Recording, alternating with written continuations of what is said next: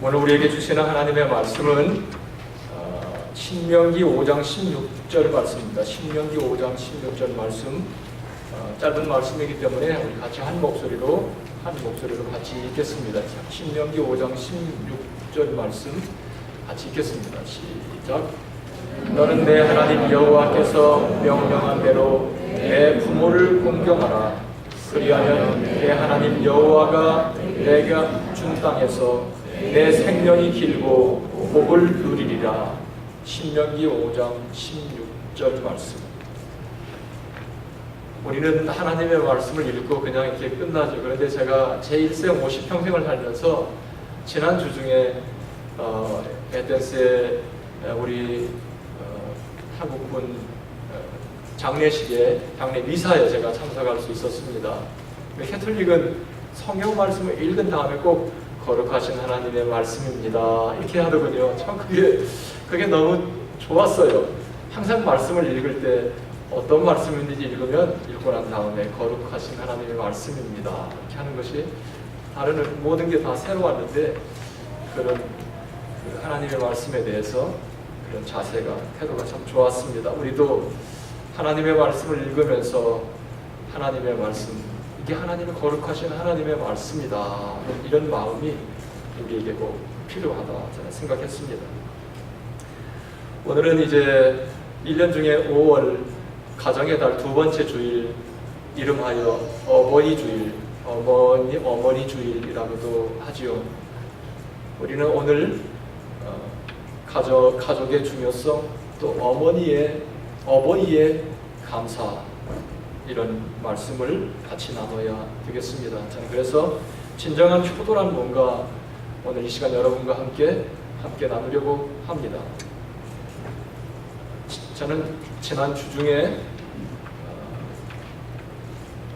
몇 주 전에 제가 막 뒤집어 놓은 책장을 이렇게 정리할 수 있는 시간을 가졌습니다.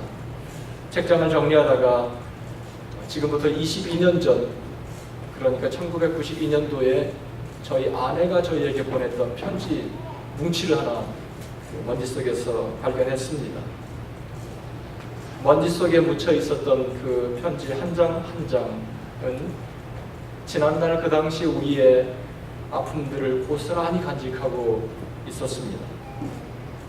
1992년 1월부터 6월까지, 그러니까 그때 결혼 5년째 되던 해였습니다.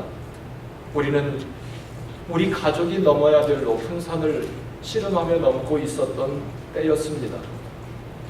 제가 미국에 있었고 가족들이 한국으로 돌아가서 이산 가족이 되었었던 때입니다. 우리는 우리 가족을 향한 하나님의 계획을 간절히 갈망하며 기도하고 있었던 때였습니다. 아이들은 큰애가 4살이고 둘째가 2살이었습니다. 우리는 그 당시에 메디슨 조지아 솔 선교부에 있었고 1년 열흘 그곳에서 가족이 같이 시간을 보냈었습니다. 그리고 이제 1992년 1월 말에 가족들은 한국으로 돌아갔고 저만 홀로 그곳에 남아 있었습니다.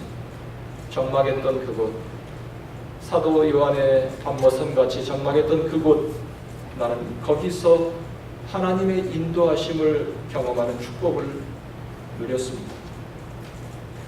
먼지 속에 묻혀있던 편지 한 장 한 장을 읽어내려가면서 그동안 20여 년 동안 나의 길을 인도하신 그 하나님을 다시 한번 돌아보며 나의 길을 인도하셨던 주님께 감사드렸습니다. 설교 시간에 설교학에서는 목회자의 개인적인 이야기를 하지 마라 했지만 가정의 달을 맞이해서 우리의 지난 20여 년 동안 우리의 가족을 통해 역사하셨던 하나님을 우리 성도들과 함께 나누는 것이 저에게 축복이 되지 않나 생각해서 우리의 개인적인 것을 고스란히 여러분에게 고백하고 싶습니다. 여러 통의 편지가 저희 자네로부터 한국에서 저에게 날라왔는데 그 중에 제가 두 부분을 발췌해서 여러분에게 그냥 그대로 소개합니다. 1992년 5월 20일 저희 아내가 저에게 이런 편지를 보냈습니다. 그때 아마 한국에서 저희 동역자인 어떤 분과 만남을 갖고 나서 저에게 그 느낌과 함께 보낸 편지인데, 그 부분 중에 우리는 그렇게 많은 돈도 없을 뿐더러 하나님이 우리에게 원하시는 것이 그런 것이 아닐 거라고 이야기했지만 공연히 울적해지면서 화가 나더군요. 하나님이 우리에게 원하시는 것이 무엇인지 정확히 알지 못하나 그분의 계획 속에 우리의 삶이 있으면 더 확실할 것 같아요. 미국에서든 한국에서든 어느 곳에든지 각오는 되어 있지요. 당신도 열심히 공부하시고 혼자 계시는 동안에 더욱 하나님과 깊은 교제가 있기를 바라요. 잠잘 때마다 기도하는 소영이 소진이의 기도가 그곳에서도 함께 상달될 수 있도록 기도하세요. 필요한 책은 없는지요?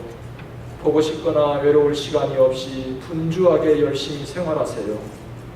이러한 시간들이 우리 가족에게 더 큰 사랑과 행복을 안겨주리라 믿으며 희망을 가지세요.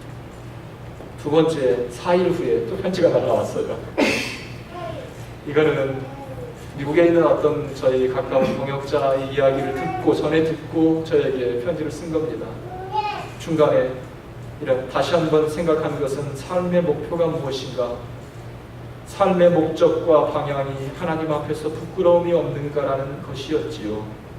열심히 기도하세요. 분명히 인도해 주실 거라고 믿어요. 저 또한 바로 서기 위해서 노력하고 있지요. 쉽지 않아요. 당신에게는 하나님의 일을 하고자 하는 욕심이 있을지언정 세상 것에 연연해 하지 않는 것을 생각하면 얼마나 다행스러운지 몰라요. 혹시나 가족들로 인해서 주의 일을 하는데 걸림이 있지는 않을까 걱정이지요. 우리 가족 모두가 하나님의 계획 속에서 삶을 살 수 있기를 기도할 뿐이지요.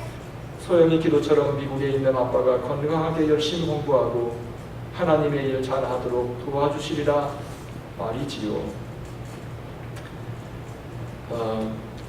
저는 그동안 살아오면서 저희 어머님의 기도가 나로 하여금 나의 일생을 흔들리지 않고 깨끗하게 주님 앞에 헌신할 수 있었다고 생각했는데, 먼지 속에 묻혀 있었던 저희 아내의 편지를 다시 한번 읽어보면서 지난 22년 동안 저희 삶을 인도하시고 흩어지지 않고 올곧게 하나님을 향해서 깨끗하게 나의 일생을 헌신할 수 있었던 것은 저희 아내의 이런 부분이 나에게 이런 기도가 있었구나 생각하면서 참 저에게 큰 눈물 없이는 읽을 수 없는 그런 편지의 순간이 되었습니다. 당시 우리는 우리 인생 여정의 가장 중요한 시점에 있었습니다. 1992년 그때 1월부터 6월까지 우리는 그 앞을 내다볼 수 없는 막막함 속에 있었습니다. 오늘날 22년을 돌아보니, 지난 세월을 돌아보니 모든 것이 하나님의 은총이었다라고 밖에 말할 수 없습니다. 나는 어버이 주일을 보내면서 저희 가족 속에 역사하셨던 하나님의, 지난날 하나님의 역사하심을 우리 사랑하는 교우들과 함께 어디에 책에서 따온 말이 아니라, 여러분, 이것은 우리의 삶의 고백입니다. 박 목사의 가정을 통해서 역사하셨던 하나님의 그 놀라운 손길을 여러분과 함께 그냥 순도 100% 그냥 나누고 싶을 뿐입니다. 저는 어버이 주일을 보내면서 가족과 가정의 소중함이 얼마나 중요한가를 생각하게 되었습니다. 가정은 하나님이 만드신 최초의 커뮤니티이다. 커뮤니티는 사회입니다. 사회. 우리는 그 가정에서 사회생활을 맨 처음 경험하고 배우게 됩니다. 가정은 모든 것을 녹여내는 엄마의 품과 같다, 이런 생각을 했습니다. 여러분, 세상에서 아무리 상처 입었어도 엄마 품에 안길 때 우리는 세상 어디에서도 경험할 수 없는 가장 깊은 따뜻한 위로를 경험합니다. 나는 바로 가정이 그런 곳이다. 가정은 또 우리가 이 험악한 세상을 살아가는 법을 배우는 교실과도 같다. 우리는 또한 그곳에서 부모님을 통해 세상 어디에서도 경험할 수 없는 하나님의 사랑을 엄마 아빠를 통해 이 가정에서 하나님의 사랑을 배우고 하나님을 경배하는 법을 가정에서 제일 먼저 배웁니다. 그런 점에서 가정은 작은 교회다, 이런 생각을 또 하게 되었습니다. 이런 참으로 인간의 역사 속에 한 사람의 인생 역정 속에 중요한 교회, 중요한 가정의 핵은 부부다. 이 부부의 사고, 이 부부의 가치관, 이 부부의 심리 상태에 따라서 가정의 색깔과 방향은 결정되는 것입니다. 인류의 최초의 가정, 아담과 이브의 가정, 저는 아담과 이브의 가정을 묵상하면서 그곳은 천국이었다, 이런 생각을 했습니다. 그들은 하나님의 형상대로 지음받은 하나님의 사람들이 만들어냈던 천국 같은 곳이었습니다. 그들이 아담과 이브의 가정이 천국 같을 수 있었던 것은 바로 하나님의 형상대로 지음받았던 하나님의 사람들이었기 때문이었습니다. 물론 타락하기 전에 말입니다. 오늘날 우리는 이 가정의 달을 맞이하면서 바로 그 가정을 소망합니다. 그 가정의 비결은 하나님의 형상에 있는 것입니다. 하나님의 가정 회복을 소망한다면 무엇보다도 먼저 우리 안에 하나님의 형상이 회복되어야 합니다. 우리가 어머니 주일을 맞이하면 당연히 어머님께 효도, 부모님께 효도, 이런 말씀을 제가 드려야 되겠는데, 저는 그런 권면도 있겠지만 무엇보다도 먼저 정말로 여러분이 부모님께 효도 하고 싶다면 먼저 사람이 되십시오. 사람. First of all, be the person. 그냥 어떤 사람이 되는 것이 아니라 바로 그 사람으로 회복되면 여러분 진심으로 효도하는 것입니다. 그 사람은 하나님의 형상대로 회복된 사람입니다. 하나님의 형상대로 하나님께서 하나님의 형상을 따라 지었던 최초의 그 사람, 그 완벽한 모습으로 회복될 때, 그 다음에 여러분이 정말로 그 사람은 정신적으로 또 심리적으로 영적으로 육체적으로 건강한 사람으로 회복되는 것, 이것이 바로 부모님께 효도하는 것이다. 건강한 사람이 되는 것 정말로 중요합니다. 저는 우리 교회는 지식의 교만이 하늘을 찌르고 있는 곳이 이 에덴스 캠퍼스 타워잖아요. 그곳에 있는 우리 모두는 지식에 대해서는 말할 필요가 없어요. 그런데 여러분, 지식이 중요한 것이 아닙니다. 잘못된 지식에게 들려진 잘못된 영적인 상태, 잘못된 심리 상태, 잘못된 정신 세계에 들려진 지식은 흉기다. 세상을 해칠 수 있는 무서운 무기가 될 수 있습니다. 잘못된 심리 상태, 잘못된 영적인 상태에 있는 사람에게 들려진 재력, 권력, 이것은 세상을 살리는 것이 아니라 세상을 파괴하는 무서운 것이 될 수 있다는 것입니다. 그러므로 진심으로 여러분이 효도하고 싶거든 정말로 그 사람, 바로 그 사람이 되는 것, 하나님께서 창조하셨던 바로 그 형상이 회복된 사람, 영육간의 건강한 사람이 되는 것. 모두가 하나님 앞에 나가기만 하면 그런 사람이 될 수 있습니다. 내가 진심으로 인간의 모든 것을 다 내려놓고 겸손하게 주님 앞에 나아가서 하나님 앞에 나아가서 내가 무릎만 꿇을 수 있다면 하나님께서 나를 그렇게 회복시켜 줄 수 있습니다. 하나님의 은총이 임하면 나의 단단한 마음, 나의 교만한 마음, 빗장을 지르고 있는 나의 이 문이 열려서 부드러운 마음이 될 수 있습니다. 성령 충만해야 합니다. 하나님의 성령이 충만하게 내 안에 임재해질 때 비로소 내가 그 사람으로 회복될 수 있습니다. 그러면 하나님의 형상에 회복된 사람, 영육간에 건강한 사람은 다음과 같은 삶을 살아가는 것입니다. 마가복음 12장 29절로 31절에 보면 바로 그 사람들이 연출해내는 삶은 29절부터 31절까지 같이 읽겠습니다. 시작. 예수께서 대답하시되 첫째는 이것이니 이스라엘 아들아 주 곧 우리 하나님은 유일한 주시라. 내 마음을 다하고 목숨을 다하고 뜻을 다하고 힘을 다하여 주 너희 하나님을 사랑하라 하신 것이요 둘째는 이것이니 내 이웃을 내 몸과 같이 사랑하라 하신 것이라. 이에서 더 큰 계명이 없느니라. 첫째는 네 마음과 목숨과 뜻과 힘을 다하여 하나님을 사랑하고 둘째는 내 이웃을 내 몸과 같이 사랑하라.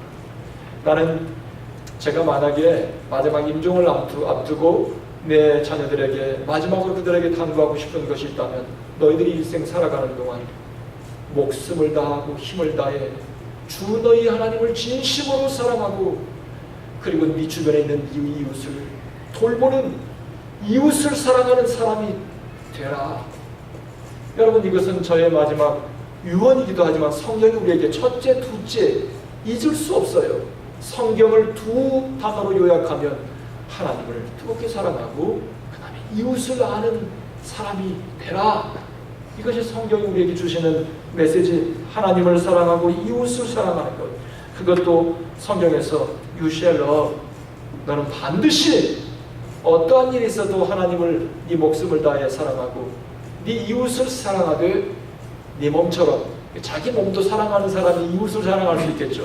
자기를 막 미워하고 학대하고 자기 사랑 못하는 사람은 이웃도 사랑할 줄 몰라. 그런데 반드시 네 이웃을 그렇게 사랑하라. 하나님 사랑하는 게 뭐예요? 하나님 사랑하는 게 뭐? 하나님을 경배하는 거예요. 하나님 앞에 와서 이렇게 주일날 나와서 하나님을 워십하는 것. 하나님을 경배하고 높여드리고 그 앞에 무릎 꿇고 하나님 앞에 하나님을 높여드리는 것. 이것이 바로 하나님을 사랑하는 것. 또 하나님 말씀대로 순종하는 것. 나의 계명을 지키는 자라야 나를 사랑하는 자다. 예수님께서 하신 말씀처럼 하나님의 말씀에 늘 순종하는 이 마음. 이 마음이 하나님을 사랑하는 마음. 그리고 내 이웃을 사랑하는 건 뭐예요? 이웃 섬기는 거예요. 이웃을 섬길 줄 모르는 사람 마음은 교만하고 이기적인 마음. 근본적으로 정말로 여러분이 부모에게 효도하고 싶거든 이 마음이 회복되어야 된다는 거예요. 제가 더 왜 그래야 되는지 같이 살펴보고 이웃을 바라보며 이웃을 사랑하고 섬기는 마음이 있어야 한다. 삶의 목표를 보면 삶에 그 사람이 추구하고 있는 삶의 가치관이나 목표를 보면 그 사람의 영적인 상태나 그 사람의 심리 상태, 정신 상태를 알 수 있습니다. 시간 쓰는 것, 돈 쓰는 것 보면 그 사람의 상태를 알 수 있습니다. 하나님과 이웃을 섬기는 일에 인색한 사람들, 저는 부모 효도하기 전에 먼저 그걸 회복하라. 그러니까 성경이 그랬잖아요. 하나님 사랑하고 이웃 사랑하라. 나는 정말로 나의 자녀들이 세상에 나가서 세상에 인색한 사람이야. 그런데 나에게는 잘해요. 그거 원할 부모 있어요? 당연히 그거 원하겠습니까? 세상에 나가면 내 자식이 인색하기 그럴 때도 모든 사람이 손가락 한다. 그런데 나에게는 아주 효도한다. 그거 바라는 부모 한 사람도 없어요. 나는 부모님이 진정으로 자기 자녀들에게 원하는 가장 기대는 내 자녀들이 하나님을 사랑하고 이웃을 사랑하는 이런 사람. 이럴 때면 밖에서는 다른 사람들을 짓밟아요. 밖에 나가면 다른 사람들의 것을 착취해요. 그런데 부모님에게는 잘한다. 이게 효도 아니에요. 또 직장에서는 사람들의 마음을 아프게 하면서 가족들에게만 잘한다. 이게 진정한 효도라고 생각합니까? 아닙니다. 이기주의이고 부끄러움입니다. 어쩌면 부모님에게 부끄러움입니다. 하나님 앞에서 죄악이다. 나는 이것이 바로 이 시대의 문제다. 하나님께서 우리에게 주신 우리의 삶의 방향은 하나님을 사랑하고 이웃을 사랑하는 것. 바로 이것이 우리의 이 땅의 삶의 존재 이유다. 이것이 우리 부모님을 가장 자랑스럽게 하고 우리 부모님에게 기쁨을 주는 진정한 효도이다. 그러므로 부모 공경하기 전에 하나님 사랑하는 법을 좀 배워라. 아니, 부모 공경하기 전에 이웃을 사랑하는, 이웃을 섬기는 마음을 좀 먼저 배워라. 그러면 진심으로 나의 부모님의 마음을 자랑스럽게 여기는 마음이 된다. 선물이 부모님을 행복하게 하는 것이 아니라 자식이 좋은 사람, 건강한 정신세계를 갖고 건강한 심리 상태를 갖고 세상을 바라보고 이웃을 바라보고 자기의 삶을 감당하는 것이 진정으로 부모님께 효도하는 것이다. 아무리 부모에게 잘해도 자신이 영적으로, 자식이 심리적으로 병들어 있으면 이것만큼 부모의 마음을 무너지게 하는 게 없습니다. 나에게는 잘하는데 가만히 보면 자녀의 정신세계가, 심상태가 병들어 있어. 부모들이 보면 알죠. 이것만큼 부모의 억장을 무너지게 하는 게 없습니다. 아무리 부모에게 잘해도 결혼한 자식이 결혼 생활이 평탄하지 못한 것 같아. 자식의 결혼 생활이 행복하지 못한 것 같아. 아무리 부모에게 잘해도 부모의 억장이 무너지는 거예요. 결혼한 자식은 뭐니 해도 건강한 결혼 생활을 해야 된다. 건강한 결혼 생활. 부부가 건강하게 서로 아껴주고 사랑하고 하나님의 일에 충성하고 하나님을 섬기고 이웃을 섬기는 자식이 결혼 생활을 할 때 부모는 밥을 안 먹어도 선물 안 사와도 하나님께서 나를 통해 남겨두신 이 자녀의 삶을 바라보며 감사하고 희망이 있는 것입니다. 건강한 생각을 가지고 있는 부부가 건강한 가정을 만든다. 하나님 안에서 신앙을 회복하라. 그러면 우리의 가정이 달라질 것이다. 그래서 이 부모님께 효도 먼저 무엇보다도 하나님께서 창조한 그 사람으로 회복되어라. 두 번째는 순종해라. 순종. 신명기에 보면, 신명기 21장 18절에 보면, 21장 18절에 같이 읽어요. 시작. 사람에게 완악하고 패역한 아들이 있어 그의 아버지의 말이나 어머니의 말을 순종하지 아니하고 부모가 징계하여도 순종하지 아니하거든. 부모님의 말씀에 순종하지 않고 부모님이 때로 징계하고 훈계해도 그 말씀을 듣지 않는 것, listen, not to listen, 순종하지 않는 것, 이런 사람을 가리켜 성경은 뭐라겠어요? 완악하다. 그 다음 또 뭐라겠어요? 패역하다. stubborn and rebellious son. rebellious, 완악하고 패역한 아들이다. 부모님의 말씀 듣지 않는. 여러분, 부모님의 말씀 잘 듣는 게 복된 길입니다. 왜 그렇습니까? 부모님의 말씀에는 지혜가 있기 때문입니다. 부모님의 말씀은 우리처럼 학문 교실에서 얻어진 지혜가 아니라 일생을 살아오며 삶을 통해 경험을 통해 나온 지혜이기 때문에 부모님의 말씀, 부모님의 충고를 들어서 손해날 게 하나도 없어요. 모든 것 부모님께 자신 없으면 부모님께 물어보면 돼요. 더더욱이 부모님께서 하시는 말씀에 부모님 말씀 거역하고 잘 되는 자식 못 봤습니다. 부모님의 말씀 속에는 지혜가 있기 때문입니다. 부모님은 이미 내가 살아온 모든 길을 거쳐왔기 때문에 다 알아요. 그 다음에는 무슨 일이 일어날지, 네가 선택한 그 일의 결과는 어떻게 될지 부모님은 다 알기 때문에 부모님의 말씀에 순종해야. 부모님의 말은 버릴 것이 없다. 특별히 기도하는 부모님의 말씀은 여러분 그냥 순종하세요. 기도하는 부모님의 말씀은 새벽마다 나가서 머리를 조아리면서 자녀를 생각하며 기도하고 하나님께서 주신 그 입에서 나오는 그 주옥 같은 말씀은 여러분이 귀담아 들어야 돼요. 뿐만 아니라 여러분 목회자들이 여러분에게 흘리는 말을 무시하지 말고 귀담아 들어야. 여러분 육신의 부모님 또 목회자는 영적으로 여러분에게 영의 양식을 먹이고 돌보는 영의 부모예요. 기도하고 생각하고 그리고 하는 말을 잘 귀담아 들으세요. 그러면 하나님께서 여러분에게 주시는 생명길로 나가는 놀라운 은혜가 있을 것입니다. 헛된 말을 하지 않습니다. 부모에게 효도하고 싶으면 부모님이 하시는 말씀 잘 귀담아 들으라. 성경에서도 부모님 말씀 듣지 않으면 패역한 자식이다 그랬잖아요. 세 번째, 효도. 두 번째는 뭐예요? 잘 들으라고 그랬죠? obey. 세 번째는 떠나라. leave. 효도는 떠나는 거예요. 떠나는 거. 떠나야 될 때 떠나는 거예요. 자, 창세기 2장 24절. 이러므로 같이 읽어요. 시작. 남자가 부모를 떠나 그 아내와 합하여 둘이 한 몸을 이룰지로다. 남자가 부모를 떠나 아내와 합하여 둘이 한 몸을 이룬다. 하나님께서는 우리를 창조하실 때 부모의 품을 떠나도록 만드셨습니다. 그래서 또 다른 핵을 만드는 거예요. 또 다른 세포를 만들어요. 거기에 중심은 남자. 하나님께서 하나님의 형상을 따라 지음받은 한 남성을 통해 한 가정을 이룹니다. 그런데 남자는 부모를 떠나 그 아내와 합하여 가정을 이룬다.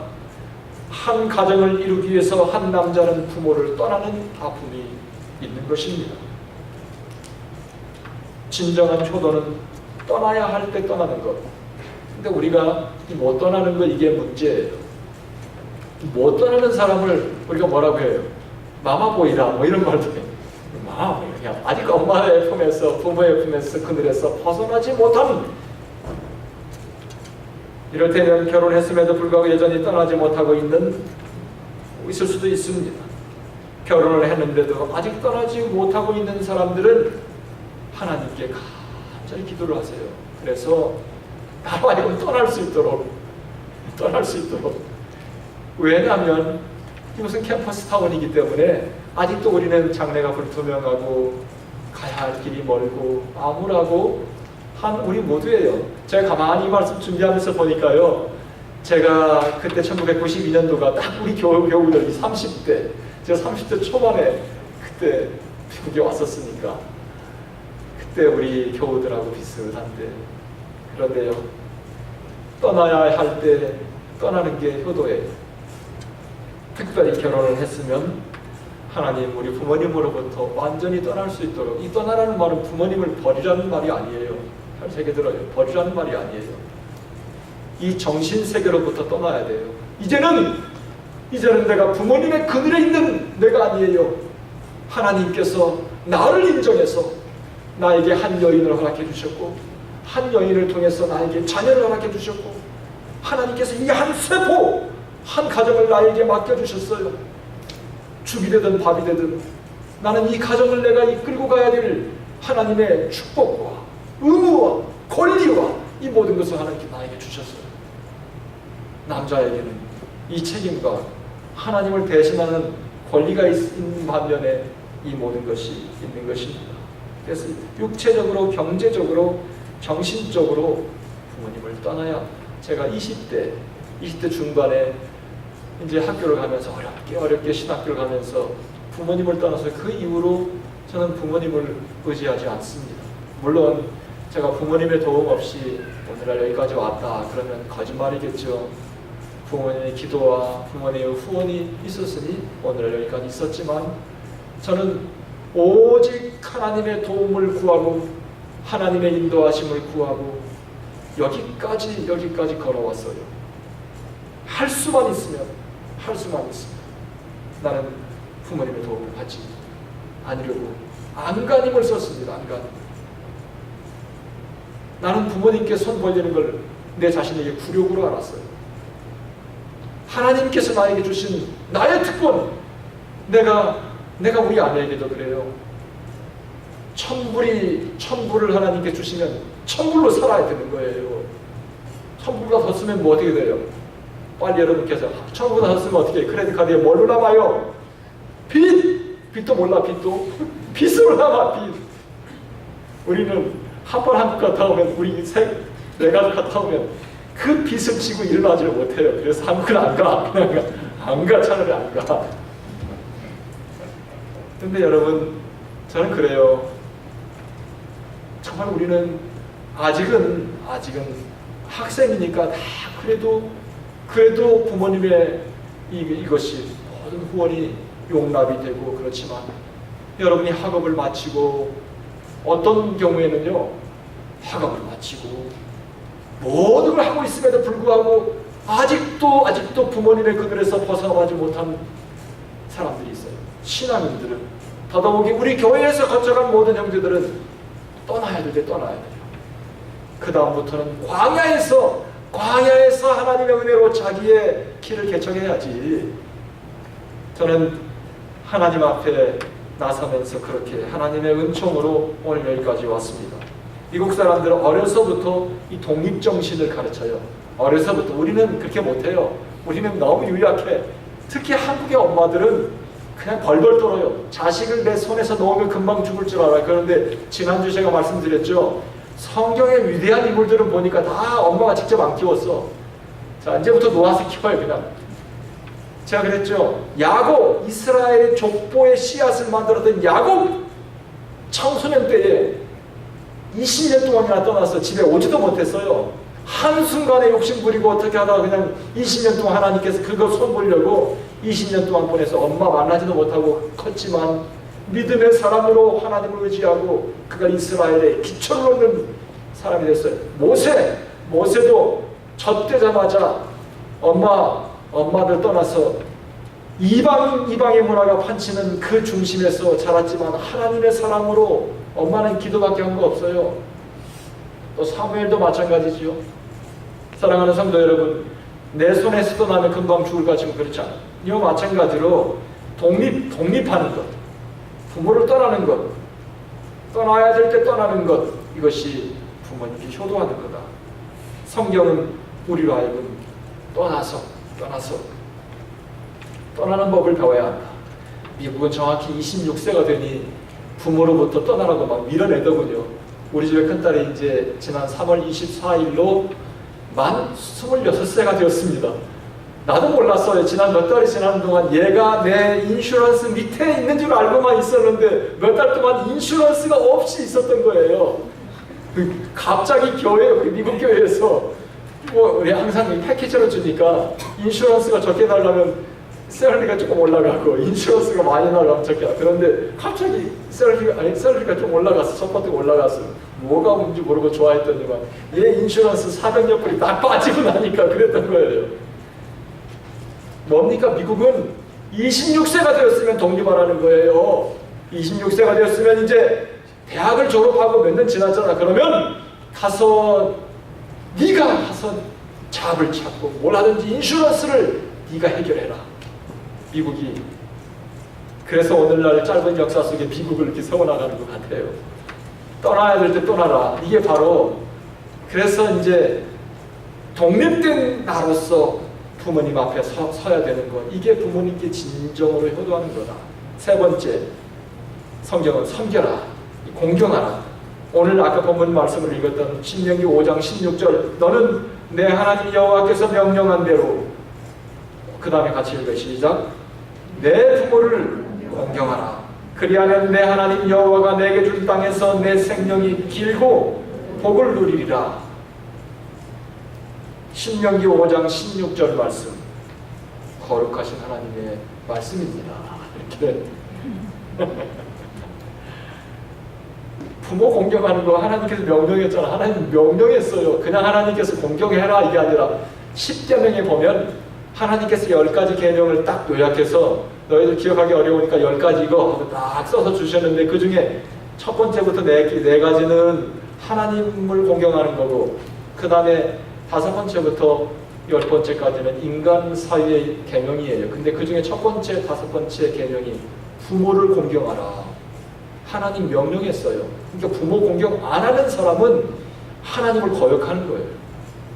부모 공경. 하나님 명령이다. 공경이 뭐예요? 공경은 뭐예요? 섬기는 거잖아요. 섬기는 것, 돌보는 것, 보살피는 것, 뭐 이런 게 뭐 공경이겠죠. 근데 여기 이제 우리가 그동안 여러 가지 뭐 그런 사람이 되고 이런 걸 리슨하고 잘 오베이하고 떠나야 할 때 떠나고 하는 것도 있지만 성경에서 우리에게 주시는 부모님을 향해 주시는 귀한 메시지 중에 키가 되는 게 공경해라. 부모님을 리스펙트하고 존경하고 그분을 섬겨라. 어찌 못난 부모라고 나는 그 부모와 상관없겠습니까? 하나님께서 나에게 운명같이 맺어준 부모예요. 배우자는 선택할 수 있지만 부모 자식은 선택할 수 있는 게 아니에요. 이것은 뭐예요? 선택할 수 없는 것은 운명이에요. 그거는 하늘이 지어준 거예요. 하늘이 지어준 걸 거역하는 사람은 막 저주받아. 하늘의 섭리를 거역하는 건 뭐예요? 하늘의 운명을 거역하는 거예요. 부모와 자식은 하늘의 뜻으로 알고 받아들이고 거기서 새로운 역사를 창조해야 지혜로운 거예요. 부모 공경, 부모님을 잘 섬기는 거다. 부모 공경 잘하면 내게 준 땅에서 내 생명이 길고 복을 누리리라. 보니까요, 부모 공경 잘하는 사람들이 하나님의 복을 누려요. 제가 그것을 우리 형제의 스토리를 통해서 제가 그걸 눈으로 봤어요. 우리 동생들이 출가하기, 장가가기 전에는 우리 큰언님이 참 애 많이 썼어요. 부모님 돌보고, 우리들 뭐 내가 가정 장남이 돌보지도 않고 자기 일 박차고 나간다고, 부모 도움 안 받고 떠난다고 그냥 자기 일만 앞으로 보고 나가니 부모님은 어떻게 됐겠어요? 큰언니께서 애 많이 쓰고, 그때 하나님께서 우리 큰언니의 가정에 참 많이 복 주셨습니다. 제가 그걸 똑똑히 알아요. 그 일 다 감당할 수 있도록. 그런데 또 이제 부모님, 누나 이제 출가하고 이제 동생들도 자라가니까 요즘에는 또 막내가 고생을 많이 해요. 막내가 부모님 옆에서 그 뭐 형, 누나 다 있는데 어떤 때는 뭐 짜증도 날 것 같아요. 그런데 제가 가만히 보니까 하나님께서 부모님 곁에서 애 많이 쓰고 수고하는 동생에게 하나님께서 많은 복을 주세요. 어려운 때에 회사에 막 그냥 직원을 감소하고 해도 승진하면서 자기 있는 곳에서 인정받고, 형제들이 야, 너 정말 너 사는 것처럼 사는구나. 형제 중에 모두가 다 이렇게 그런 복 받은 거죠. 하나님께서 부모님 앞에 부모님 잘 섬기고 공경하는 자식을 하나님께서 할 수 있도록 축복하시더라. 주님, 부모님 복 받기를 원하면 부모님 잘 섬기세요. 그러면 성경 말씀대로 내 생명이 길고 복을 누리리라. 송강정철의 고시에 보면 어버이 살아실 때 섬기기를 다하여라. 살아있을 때 섬겨라. 지나간 후면 애달 바 어찌하리. 평생에 고쳐 못할 일이 이뿐인가 하더라. 지나가면 다 하죠. 우리 아버지 살아계시고 어머니는 가셨는데 우리 어머니는 여행하는 걸 참 좋아하세요. 금방 미국에 오자마자 뭐 하루 이틀 지나니까 밖에 나가가지고 미국 사람하고 헬로우하고 금방 적응력이 뛰어나신 우리 어머니가 살아계셨으면 벌써 이곳에 와가지고 나보다 더 영어를 더 잘하셨을 거예요. 돌아가시니까 뭐 의미 없어요. 우리 와서 이렇게 아들이 목회하는 것, 일생 동안 아들을 위해서 기도하고 후원했던, 영적으로 후원했던 어머니, 내가 사는 모습을 보면 자랑스러웠을 거예요. 그런데 돌아가셨어요. 아틀란타에서 우리가 암울하게 하나님의 인도하심을 받고 있을 때, 우리가 무슨 아프리카 선교지에 있는 줄 알고 우리 방문하면서 한국에서 치약, 칫솔, 비누까지 다 싸오셨어요. 얘들 가서 고생하고 있다고 치약까지 다 비누까지 싸와가지고 우리 선교지에 선교부에 있다가 하니까 선교지에 아프리카 선교지에 있는 줄 아시고 뭐 그렇게 왔다 가셨는데 부모님 다 떠나가시면 그것도 잠깐입니다. 그래서 여러분, 오늘부터 어떤 사람들은 내가 좀 형편이 풀리면 부모님에게 잘한다고, 형편 풀리면 어려울 때 못하던 사람은 형편 풀려도 못해요. 왠 줄 아세요? 형편이 좋아지면 오라는 데가 더 많아. 할 일이 더 많아요. 그래서 못하는 거예요. 그러니까 어려울 때부터 출가했으면, 독립했으면 부모님께 조금씩이라도 형편되는 대로 하나님 앞에 10분의 1, 부모님께 10분의 1은 못 드겠거든. 뭐 10분의 얼마라도 조금 좀 떼어서 부모님 앞에 그 돈이 다시 돌아오더라도 부모님께 드리세요. 그거 하세요. 저는 여러분에게 제가 말할 자격이 있어요. 제가 더 궁금하면 너무나 사적인 걸 많이 말해서 저희 집에 찾아오세요. 제가 어떻게 부모님을 공경했는지 제가 말씀해 드릴게요. 제가 그냥 그 한 방으로 우리 집사람에게 다 인정을 받았잖아요. 우리 장모님. 여러분, 잘해드릴 수 있는 것도 잠깐입니다. 부모님 여유 있다고 그냥 넘어가지 말고 부모님께 매달 여러분의 성의 표시를 해라. 그 다음에 다섯 번째로 부모님께 효도, 신앙의 기회를 드려라. 신앙생활 하고 계신 분들은 더 신앙생활 열심히 할 수 있도록 신앙생활 기회 되시기 바랍니다. 우리 부모님은 먹고 살 거 다 해놨고 근심 걱정 없다고 생각하는 게 부모님께 효도가 아니에요. 우리 인생은 개나 돼지가 아니에요. 짐승이 아니기 때문에 먹고 살 게 다 있다고 행복한 게 아니에요. 부러울 것 없는 사람들이 자살 더 많이 해요. 여러분, 노년에 황혼의 때에 혹시 계신 부모가 있으시면은 황혼의 때에 신앙으로 더 봉사활동 많이 하고 더 이 불우한 이 어둠에 있는 세상을 돌아보고 나의 삶의 의미를 찾을 수 있도록 황혼의 때 신앙의 기회를, 신앙생활 더 열심히 할 수 있도록, 더 헌신 봉사할 수 있도록 기회를 드리고 보람 있는 일생 되도록 부모님을 돌봐 드려야 합니다.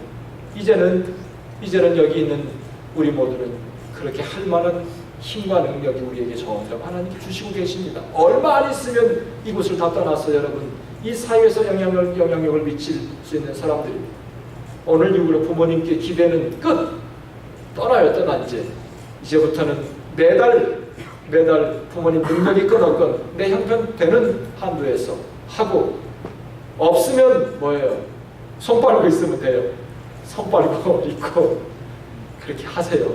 해서 우리는 나를 낳아주신 부모님을 알고 기억하고 하나님의 말씀대로 공경하고 내 가정을 통해 하나님의 작은 공동체를, 교회를 이루고 내 가정을 통해 어두운 세상의 희망이 되는, 그런 희망의 통로들이 되는 여러분 모두가 되시기를 주님의 이름으로 축원합니다. 기도하겠습니다.